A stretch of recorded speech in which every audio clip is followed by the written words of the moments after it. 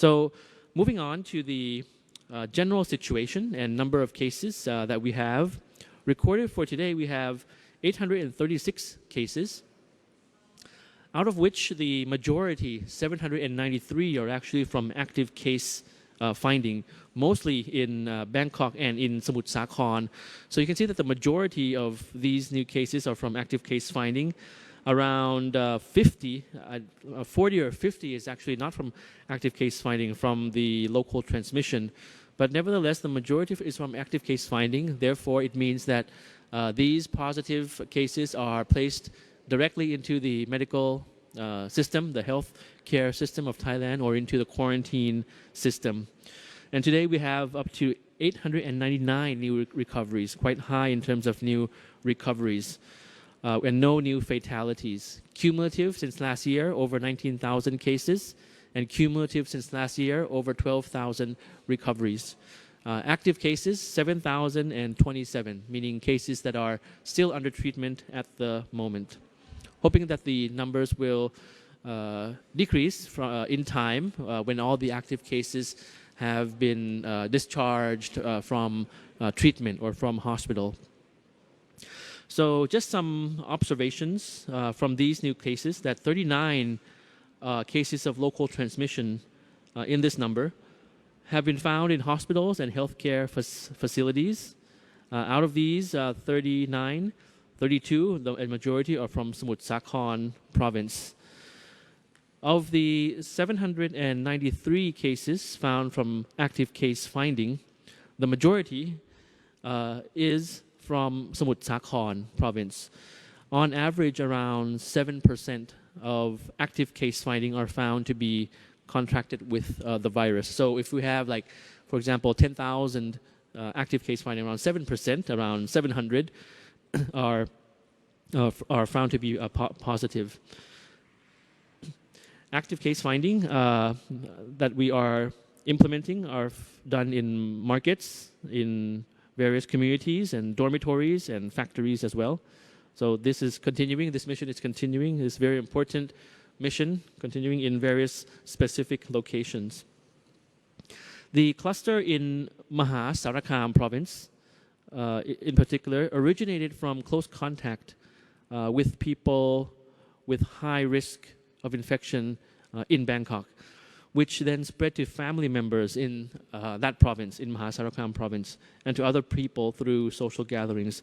So I raise this just to give an example of on why it is important, why it is imperative that we remain vigilant and adhere to the various disease control measures and the guidelines of the particular province. So the cluster in Sarakam province coming from contact with Bangkok, just in short. So it's very important to abide by all the measures because it actually affects your family, affects other areas outside the risk zones and the like. Just one important information that I'd like to raise is that we see that if the situation improves, we will perhaps introduce actually even further relaxation, even more relaxation of measures in the weeks ahead. So today it's the 1st of February. So I'm talking about in 2 weeks, perhaps in middle of February, mid-February.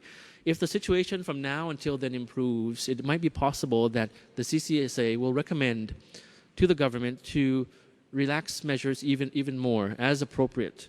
But of course, if it turns out that the adherence to the various measures are not that effective, not that widespread, it would be otherwise, of course. So hoping that we will be able to relax further measures around the country in 2 weeks. I mentioned earlier we have a cutoff date or time as the 31st of January. And to prove our cooperation in this has been a very a good reflection of our cooperation, of our dedication to the various things that we have to sacrifice. So it's been proven that we have done this quite effectively. So therefore, we have this relaxation of measures. Schools are open today. Restaurants have more time in terms of operation and the like. So hoping that in 2 weeks' time, perhaps that's our new cutoff date. Perhaps in 2 weeks' time, we'll come back again and see the effectiveness of our measures, the situation, the numbers, and how we can further relax measures, if possible, by the middle of February. So moving to the nationwide situation over the past week, just to recap that during the 26th to the 1st of February, it looks quite promising. You see a map, a Thai language map on screen for you now, and I'll explain it a bit. Looks promising because most of the parts of the country now, as you can see on the map, are now actually in green, the green zone, with no cases of COVID as shown on the map in the span of 7 days. So, for example, 14 provinces have no reported case of COVID-19. 42 have no reported cases for at least 7 consecutive days.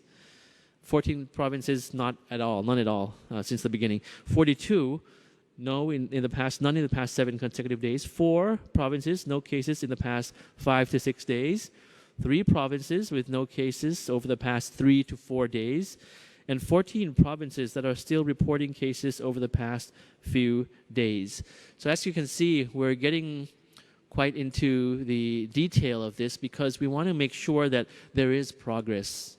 We want to make sure that all the provinces are not lagging behind each other. All the provinces and all the people in the provinces, all of you, the general public, are cooperating very well to make actually the numbers better, to control better, and to make your province actually turn green, so to speak. So this is getting quite into detail, which is very good for us to monitor the situation. And we hope that we'll continue to maintain the precautions so that we can have more provinces in the green zone come next week.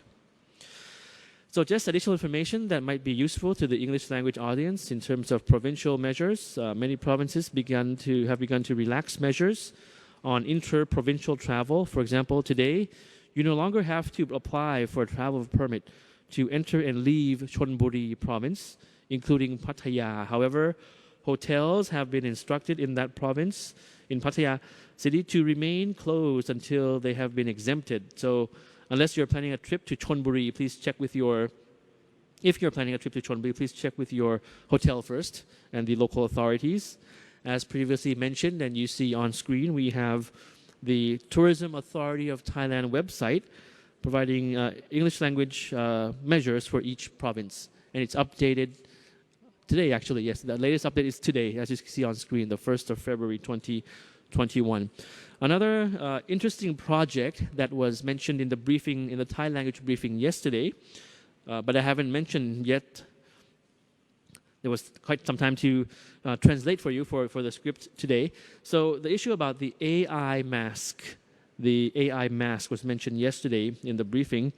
It had, of course, the COVID situation has led us to quite a number of innovation, new digital developments, so to speak. For example, Thai Chana, Mo Chana tracing applications, the emergence of new platforms, online platforms to assist those in terms of livelihood.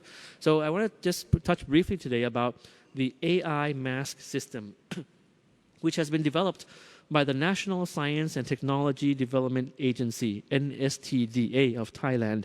It uses CCTV and facial recognition software to evaluate the extent to which people are wearing masks or not in public areas. So the first evaluation was conducted in 15 districts of Bangkok during the 21st to the 27th of January. And I'm pleased to inform you of the results that over 97%, 97.5% of the public wore masks correctly. Only 1.42% wore masks on their chin, which is not correct. And 1.05% did not wear masks at all, which is very bad, deplorable. So we'd like just to thank everyone who are complying with DMHTT guidelines on distancing, mask wearing, hand washing, temperature checks, and the use of the Mo Chana, Thai Chana applications.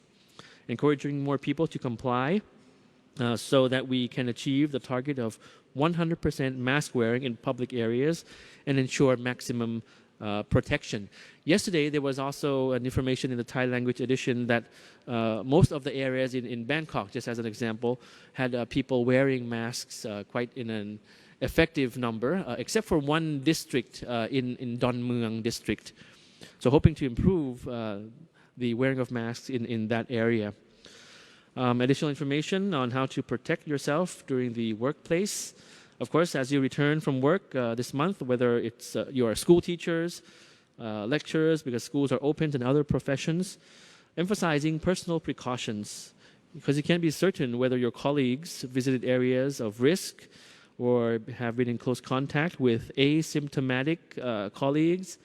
Your workplace is, of course, considered an area of risk in spreading the virus, if that's the case. And it's important that you continue to wear masks at your office. So the PRD and the World Health Organization have prepared some infographics, some information on survival tips for your workplace during COVID and getting your workplace ready for COVID. Some of the actions include regularly cleaning desks, providing alcohol gel at your workplace, advising those who feel sick to stay home. So these infographics can be found on the social media outlets of the World Health Organization, WHO, and the Public Relations Department as well. Highly appreciate it if you can help raise awareness of this in your offices and in your community.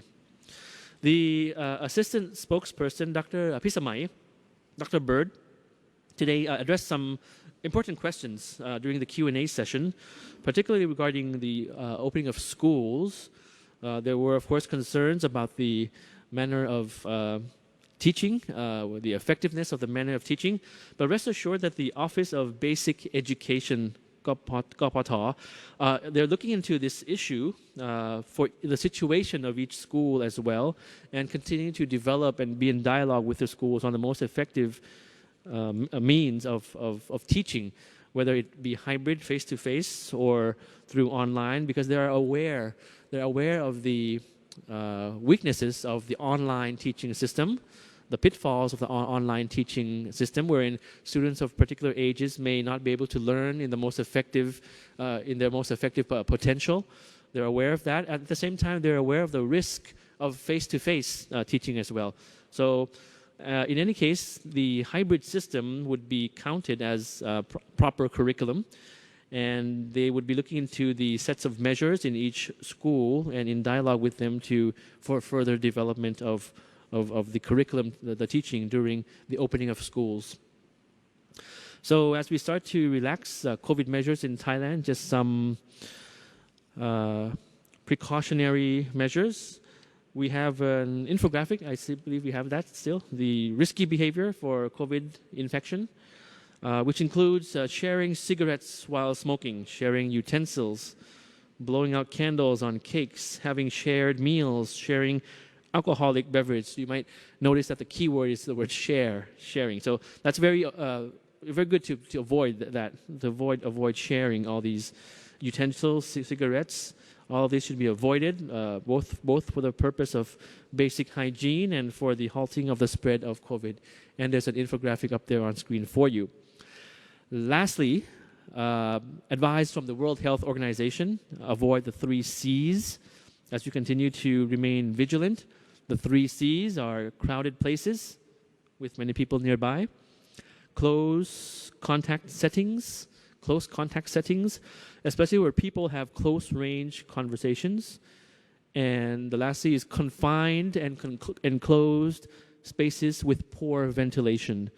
And even as restrictions on educational institutions and business establishments are lifted, please continue to be mindful of your surroundings and stay safe by avoiding the 3 C's. As you can see on the WHO infographic on screen, there is an area where the first, second, and third C's meet. You see the 3 circles on screen right there. So that, of course, is risk of another level if some areas you visit are crowded places at the same time, confined and with poor ventilation, for example. So where these 3 risky areas meet, that's risky to another step. So please be careful. All right, so this is basically the information that I have for you today. It's the first day of February. Hope that you continue to bring this our common resolve, our common determination, our common passion towards the month of February. So we were alert since December for this new wave. We tried our best. We were alert in the new wave in December. We tried our best in January to control. We set up a timeline, deadline. We all had to sacrifice. We all had our ups and downs. We all had some bad examples of people partying or people going into congested areas. And we had many lessons for everybody. But hoping that in February we'll carry all these lessons forward and continue to work together to prevent and control COVID once and for all. It's another month that we have to fight off COVID. And all the best and more power to you all. We'll see you again tomorrow. Thank you for your attention. สวัสดีครับ ขอขอบพระคุณครับท่านณัฐพานุ นพคุณรองอธิบดีกรมสารนิเทศและรองโฆษกกระทรวงการต่างประเทศครับสำหรับรายการในช่วงบ่ายที่ทำเนียบรัฐบาลคุณผู้ชมท่านใดที่ยังคงสงสัยในมาตรการการผ่อนคลายที่เกิดขึ้นล่าสุดนะครับโดยเฉพาะในพื้นที่กรุงเทพมหานครและประเด็นที่มีข้อสงสัยเกี่ยวกับเรื่องของวัคซีนว่าจะจัดหาให้กับประเทศไทยได้ทันท่วงทีและฉีดได้ทันกับคนไทยทั้งประเทศหรือไม่รอติดตามเวลา 14 นาฬิกาทาง MBT2 HD นะครับและนี่คือทั้งหมดของการแถลงข่าวที่ศูนย์บริหารสถานการณ์โควิด -19 คุณผู้ชมติดตามได้ทุกวันเวลา 11:30 นาทีวันนี้หมดเวลานะครับผมธีวัชชูรัตน์และทีมข่าวทุกคนต้องลาไปแล้วสวัสดีครับ